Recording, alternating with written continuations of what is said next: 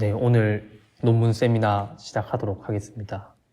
그 논문 제목을 좀 작게 적었는데요. 이게 저희 연구실에서 아마 처음으로 이제 소개드리는 주제인데, 이제 제가 서베이 논문을 참고하여서 정리를 하다 보니까 이게 전체적인 어떤 다 내용을 추려서 얘기를 하는 것보다는 좀 제 입맛에 바꿔서 이게 비전 하시던 분들이 이런 비주얼 퀘스천 앤 앤서링이라는 걸 들었을 때 좀 이해를 빨리 할 수 있게 자료를 만들어서 그러한 내용을 이렇게 오늘 세미나 시간 때 전달 드리고자 합니다.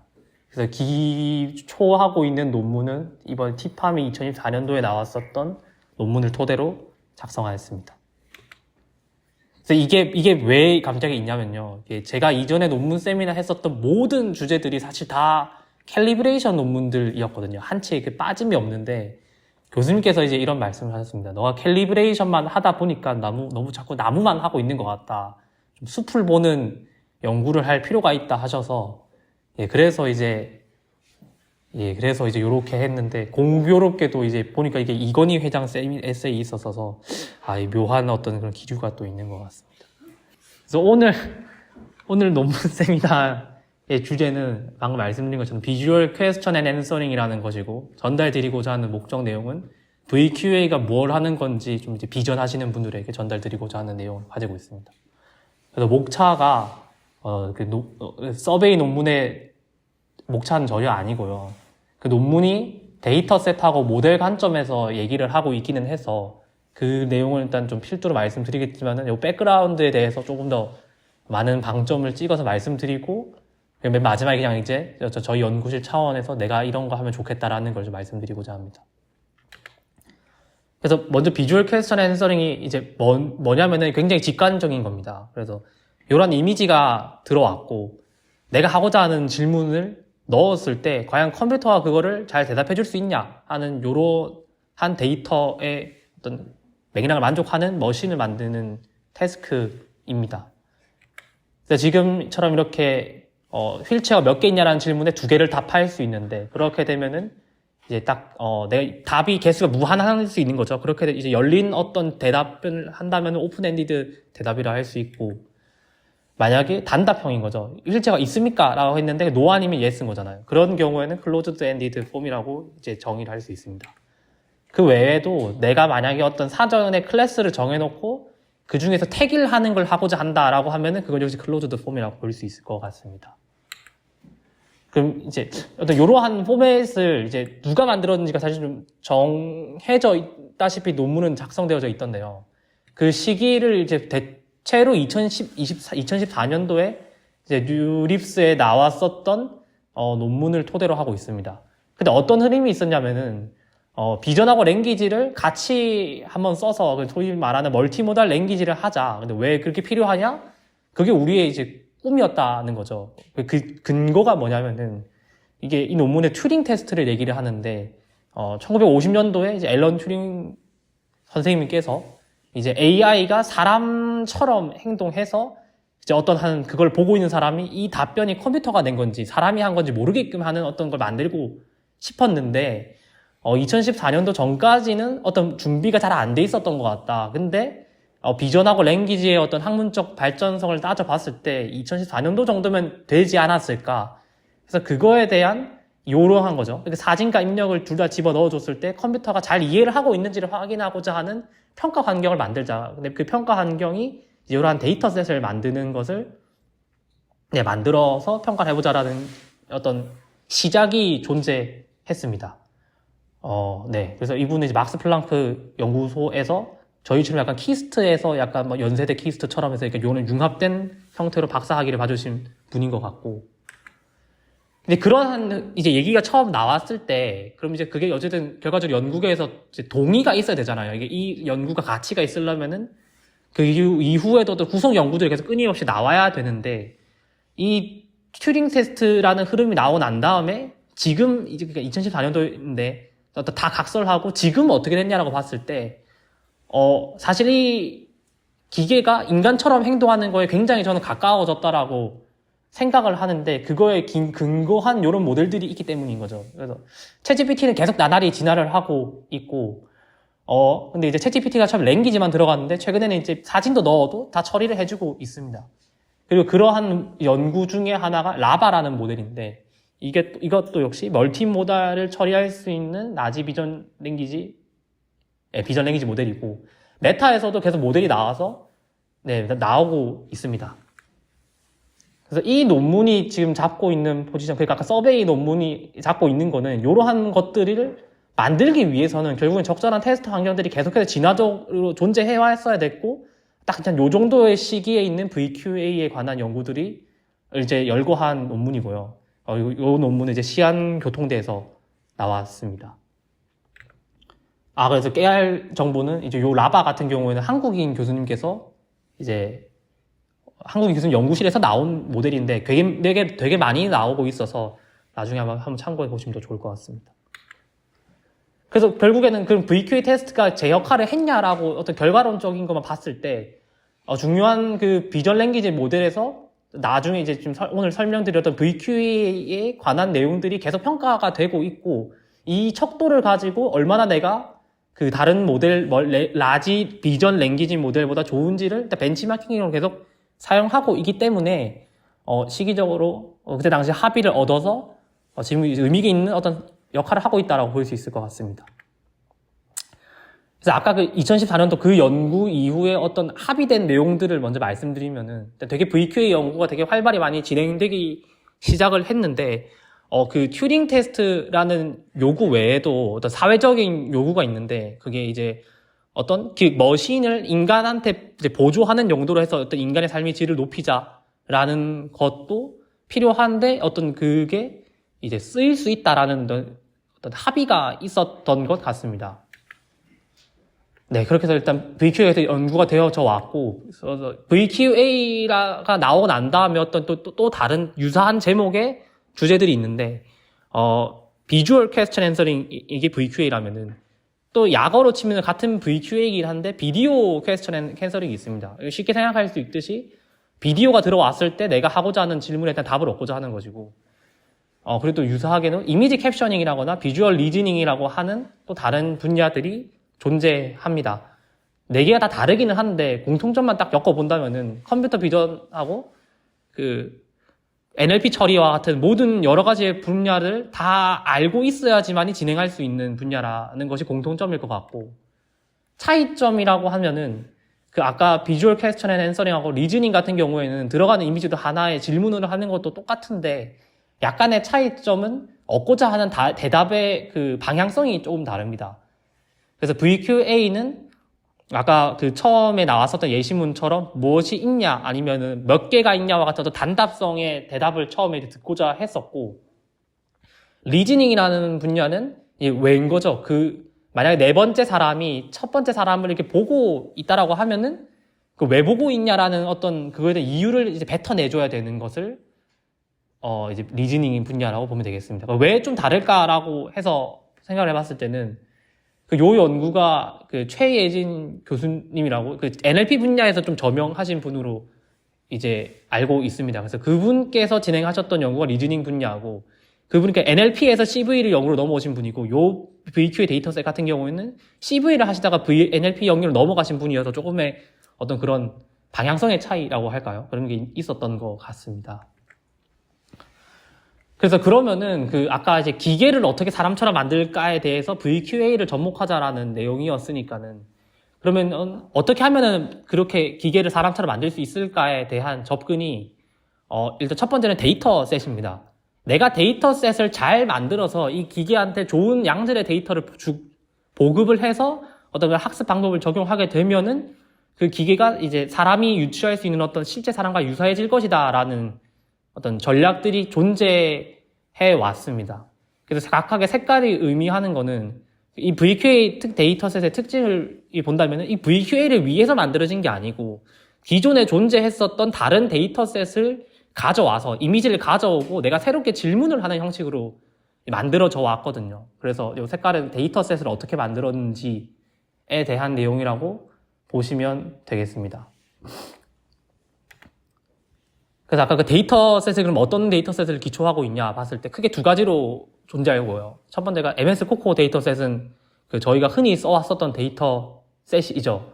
그래서 거기에다가 어떤 추가적인 주석으로 질문을 달아서 만든 것이고, 비주얼 게놈 같은 경우에는 이제 그 2017년도에 나온 데이터 셋인데, 이미지가 있으면은 각각의 그 어떤 객체와 어떤 속성, 요런 관계성들을 그래프망해서 만들어 놔져 있는 데이터 셋입니다. 요건 방대한데, 뒤에 후술되는 데이터 셋은 여기 있는 것을 사용해서 어떤 규칙에 의거해서 이제 질문을 만들어내는 그런 방식을 말합니다.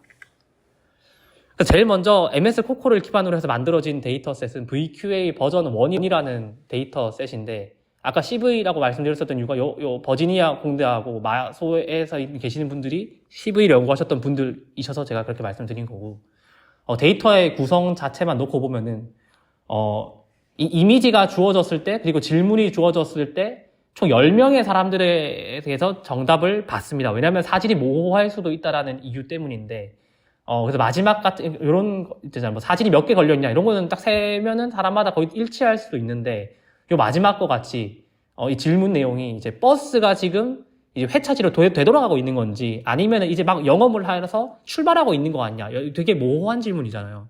그래서 그런 것들에 대해서 어떤 모호성을 회피하고자 복수계의 정답을 허용해서 생성한 데이터셋입니다. 근데 이제 한계성으로만 놓고 본다면은 이런 게 존재합니다. 만약에 스포츠가 지금 이 사진이 무슨 스포츠를 하고 있냐라는 질문이 있었을 때 그냥 무조건 내가 테니스라고만 대답을 해도 정답률이 40%는 간다라는 거고, 예, 지금 뭘 보고 있냐라는 질문에 대해서도, 지금 네가 뭐가 보이냐라는 질문에 대해서도 예스로만 대답하면 정답률 87% 나오니까는, 이게 모델 학습의 입장에서 좀 어떤 로버스터니스한 모델을 못 만든다는 한계점이 있을 수 있습니다. 그래서 VQA 버전 2는 이제 2017년도에 나온 논문인데, 대다수의 그 복수의 정답을 허용하거나 어떤 식으로 만들어지는 주석은 다 동일한데, 아까 내가 어떤 질문을 던졌을 때 대답이 다 똑같이 나오는 거를 깨기 위해서 아까 말씀드렸던 테니스에다가 테니스 사진을 삭제하고 배드민턴 사진을 집어 넣어서 테니스의 편향성을 많이 줄인 그러한 개선점이 있었지만은 여전한 존재하는 거는 트레인하고 테스트의 클래스의 구성이 거의 일치하기 때문에 사실 그 어떤 로버스터니스를 평가하는데 여전히 어렵다는 문제점이 존재합니다. 이게 MS 코코를 기반으로 해서 만들어진 데이터셋이라면은 그 비주얼 게놈을 기반으로 해서 만들어진 것이 아까 그 물체의 어떤 속성들을 다 내포한다고 했었잖아요. 그걸 그래프화해서 만든 것이고, 그리고 그러면 그 그래프화된 것에서 어떤 규칙에 의거해서 조금 더 질문을 이제 다채롭게 할 수 있게 만든 데이터셋이 이 GQA 데이터셋이라고 하는 것입니다.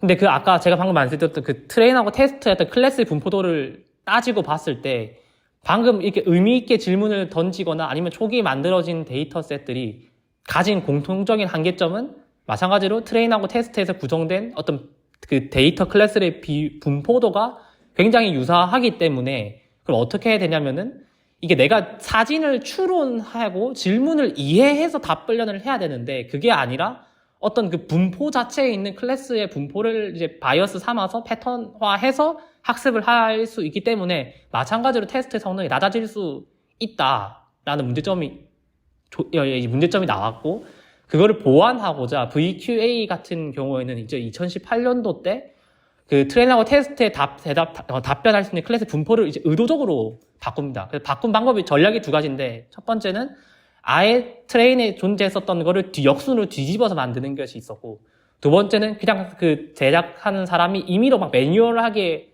바꾸었다는 것이 있습니다. 그래서 이 한 연구에서 CP에 대한 버전 1과 2가 다 존재하는데, 이건 아까 보셨던 VQA 버전 1과 2를 각각 트레인 테스트를 이제 바꿨다는 것인데, 이게 주요한 문제점은 결국에는 트레인하고 테스트 분포를 맞췄을 때 테스트가 이제 우리 실생활에 얼마나 유사한 분포를 띄고 있었냐가 되어야지만 결국엔 리얼월드에서 잘 동작한다라고 볼 수 있는데, 여전히 리얼월드의 클래스 분포는 아니다라는 점은 문제점으로 제기됩니다. 비슷하게 그 GQA 데이터셋 같은 경우에도 그 클래스의 어떤 트레인 테스트 비율을 조정하기 위해서 해줬었던 전략은 막 바꾸는 게 아니라 같은 GQA 데이터셋에 많이 나오는 클래스 부분을 헤드로 정의하고 많이 이제 빈도가 낮은 부분을 테일로 정의를 해서 내가 지금 만든 모델이 헤드에서도 강인하고 테일에서도 강인하냐를 평가하게 되면은 GQA 데이터 셋을 사용하고도 이 모델의 강건성을 확인할 수 있다라고 해서 제시된 데이터 셋입니다. 이제 요거랑은 좀 궤가 다른 연구로는 여기 아까 이 VQA 연구가 어떤 필요성을 논의했었을 때 어떤 그 시각장애인 분들에게도 어떤 디바이스가 도움이 돼야 된다라는 이제 합의가 있었다라고 했는데 그거의 목적을 정확하게 맞춰서 실제 그분들이 촬영한 사진들과 그분들이 어떤 얻고자 했었던 질문에 대한 대답을 주석화해서 만든 데이터셋이 존재합니다. 그래서 이 데이터셋 관점에 나왔던 걸 조금 이제 요약해서 드리자면은 결과적으로 지금까지 쓰이고 있는 데이터셋은 그 VQA 버전 2 버전하고 GQA OOD 데이터셋 그리고 비즈위즈 데이터셋 같은 경우에서는 지금도 종종 그 라지 비전 랭귀지 모델에서 그 벤치마킹 성능으로 활용이 되고져 있습니다.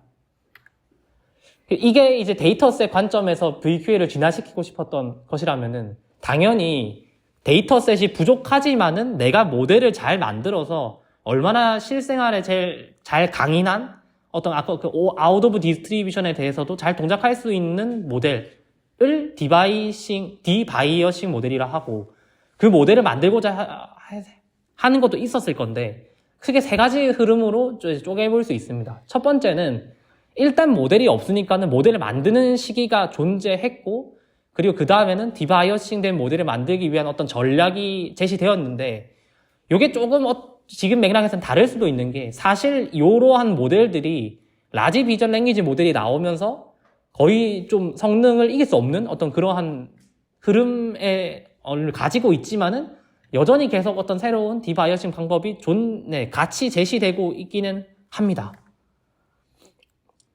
네, 그리고 성능에 대해서 평가하기 위해서는 아까 보셨던 그 인디스트리뷰션, 그러니까 트레인하고 테스트의 분포가 비슷할 때나 아니면 다를 때나 이제 평가를 해줘야 한다라는 것이고, 요거는 제가 그 각각의 어떤 모델에 대해서 소타 모델만 정리해 왔을 때 인상 깊은 점은 이 논문에서 얘기하고 있는 거는 그 아웃 오브 디스트리뷰션에 대해서 그 디바이어싱 성능만 평가한다면은 그 라지 비전 랭귀지 모델보다는 어떤 태스크 스페시픽하게 정의된 모델 성능이 더 좋다라고 하는 어떤 점은 그 제시된 표에서 존재한다는 점은 좀 인상 깊었다고 볼 수 있을 것 같습니다. 네, 그러면은 그 디바이어싱 모델을 만들기 위해서 존재해 왔었던 디바이싱이죠. 이전에 일단 먼저 그러니까 논 디바이어싱 모델. 그러니까 일단 모델을 만들기 위해서 어떤 모델들이 존재해 왔는지는 일단 요 아래에 있는 표에 나타나져 있는데, 여기 왜 다이어그램 형태로 나타나져 있냐면은 그 넌 디바이어싱 모델이라고 하는 게 그러니까 디바이어싱 모델이라고 하는 것이 나중에는 논 디바이어싱 모델을 모델을 차용해서 거기다가 어떤 전략을 입히는 방법으로 존재해 왔거든요.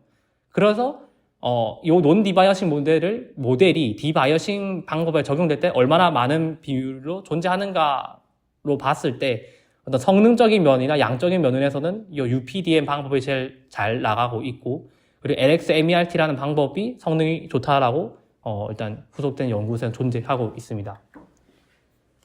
UPDM은 간단하게 요약을 한다면은 마이크로소프트라는 호주 국립대에서 만든 방법인데, 이미지에서 존재하는 객체를 각각 잘라낸 다음에 내가 하고자 하는 질문과 유사한 부분에 더 많은 가중치를 써서 그 질문과 사진을 이해하겠다라는 전략의 모델이고, LXMERT 같은 경우에는 그 이전에 있었던 모델 LSTM을 썼는데 여기서 이제 결국엔 트랜스포머를 써가지고 만들어 보겠다라고 하는 전략입니다.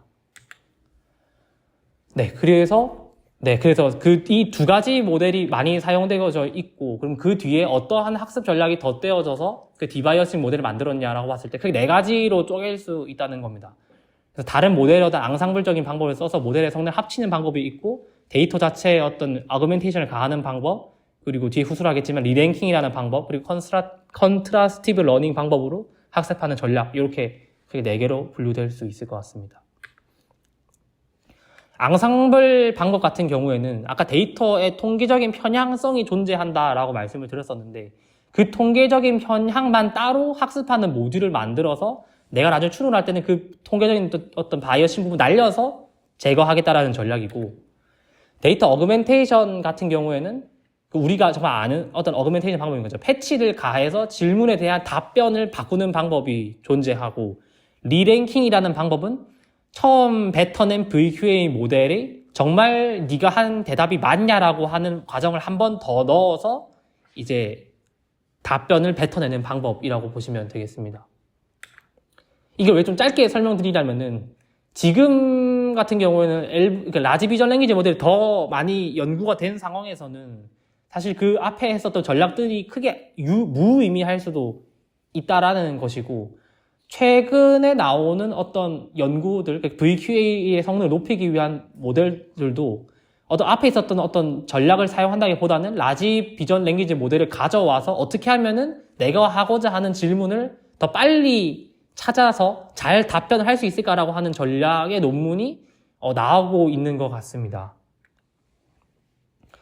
그리고 데이터셋 관점에서도 그 이전의 데이터셋을 사용하는 경우도 있지만은 이번에 새롭게 나왔었던 데이터셋은 이제 기존에 있는 문제들이 너무 답변하는 어떤 질문이 너무 짧지 않냐, 좀 더 내가 가지고 있는 이 이미지는 정보를 많이 제공해주고 원하고자 하는 질문의 어떤 길이도 훨씬 더 늘려서 질문을 하자라고 하는 어떤 데이터셋이 제공이 만들어졌고 실제로 이건 아직 아카이브에 올라가져 있긴 하던데 마이크로소프트에서 그 구글에 있는 잼민이랑 그리고 그 라마였던 것 같습니다. 라마 모델 성능을 비교하는 어떤 지표에서도 VQA 온라인 데이터셋은 계속 사용되고 있기 때문에 VQA에 대한 어떤 전략이 최근에는 라지 비전 랭귀지 모델의 성능의 어떤 척도를 확인하는 정도로 계속 활용되고 있다라고 보시면 되겠습니다.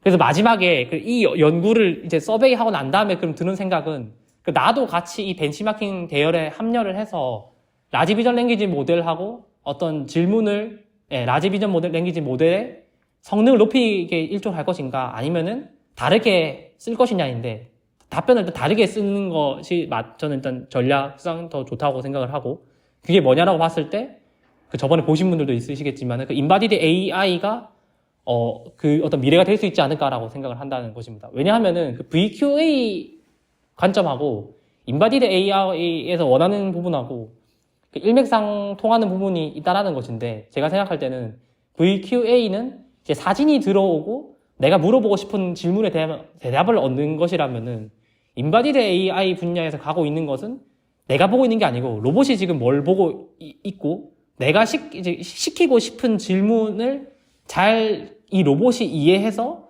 어떻게 그걸 움직이게 할 것이냐가 이 인바디드 AI 분야라고 저는 생각이 되기 때문입니다. 그래서 추후에는 어떤 인바디드 AI 분야에 대해서도 좀 정리를 해서 여러분들에게 어떤 소개를 해서 어떤 발표를 드리면 나중에 더 유의미한 시간이 되지 않을까 생각이 됩니다. 그래서 오늘 발표는 일단 여기에서 마치도록 하겠습니다.